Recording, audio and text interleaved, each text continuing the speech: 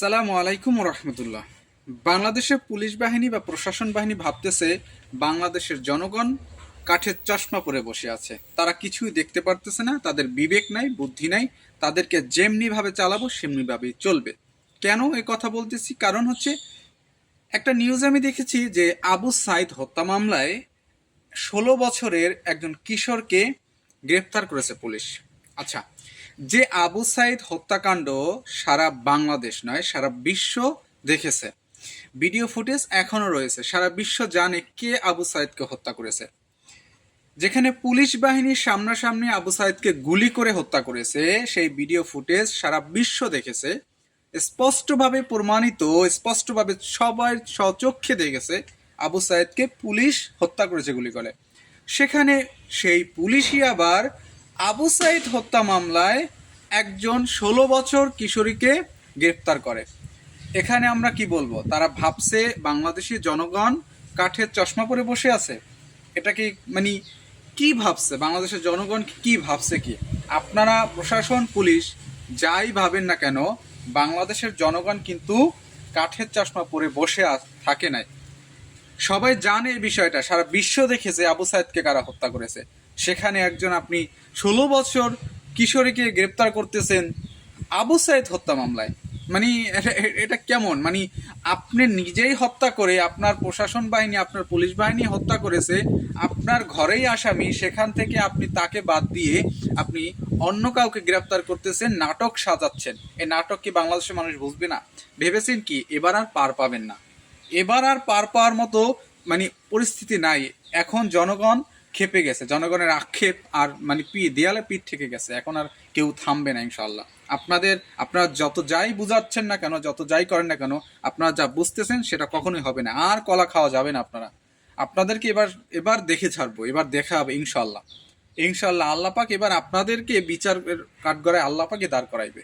আপনারা এত নিকৃষ্ট কিভাবে হয়, মানে এতটা বোধগম্য কিভাবে হয়, এত নিকৃষ্ট কিভাবে হয় যে একজন মানে যেটা স্বচক্ষে চাক্ষুষ সত্য, সূর্য যেমন সত্য, চন্দ্র যেমন সত্য, ঠিক তেমনি আবু সাইদ হত্যা মামলায় কে হত্যা করেছে সেটা সবাই জানে, সেটা সত্যভাবেই জানে।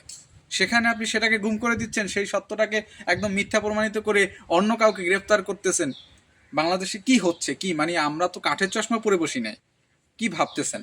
আপনারা কাঠের চশমা পরতে পারেন, আপনারা কাঠের চশমা পরে জনগণের উপর গুলি চালাতে পারেন, কারণ আপনার পাষণ্ড। আর একটা বিষয় আমি তথ্য বা আমি ধারণা, আমার ধারণাটা শেয়ার করতেছি, জানি না কতটা সত্য, আপনারা অবশ্যই জানাবেন আসলে আমার কথাটা কতটা সত্য, বা আমি যেটা ধারণা করতেছি এটা আসলে কতটা সত্য।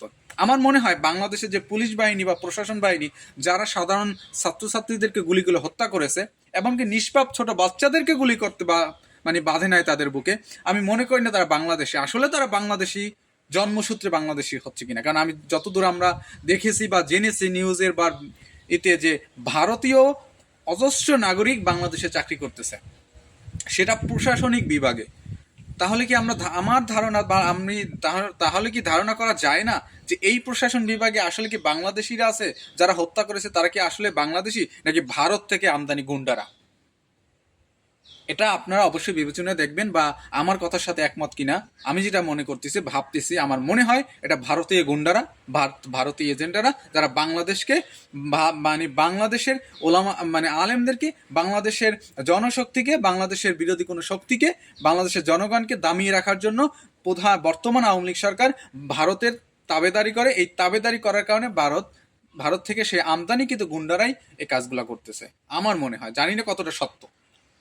তারপর যাই হোক, যে পুলিশ এতটা নিকৃষ্ট হয়ে গেছে, আমি এখন পুলিশের পোশাকটা দেখলে মনে হয় মানে ভিতর থেকে বমি আসে। এতটা নিকৃষ্ট বাংলাদেশের পুলিশ বাহিনীকে এতটা নিকৃষ্ট মনে হচ্ছে। আল্লাপাক হেদায়েত দেখ, হেদায়েত দরকার নেই, ওদেরকে ধ্বংস করে দেখ। ওরা আমি মানে ভাবতে পারতেছি না, ওরাও তো কারো না কারো বাবা, ওরাও তো কারো না কারো ভাই। কি করে সম্ভব এটা? কি করে করতে পারে? কি করে সরাসরিভাবে চাক্ষুষ সত্যটাকে মিথ্যা করে দেয়? এটা কখনো সম্ভব না। ইনশাল্লাহ বাংলাদেশের জনগণ এবার জেগেছে, এই জায়গাটাকেই জাগতে হবে এবং এখান থেকে বিজয় অর্জন করতে হবে, এবং এই জায়গাটাকে ঘুমিয়ানো কোনোভাবেই যেন সম্ভব হয় না। এই তাবেদারি সরকার, এই স্বৈরাচারী সরকার যেন এই জনগণকে ঘুমিয়ে ঘুম পাড়াতে না পারে, ইনশাল্লাহ আপনারা অবশ্যই সজাগ থাকবেন। আমরা সজাগ আছি প্রবাসী থেকে। ইনশাল্লাহ এই মিথ্যাচার সরকারকে, মিথ্যাচারী গল্পকে যেন ধামাচাপা দিয়ে সত্যকে উদ্ঘাটন করতে পারি ইনশাল্লাহ।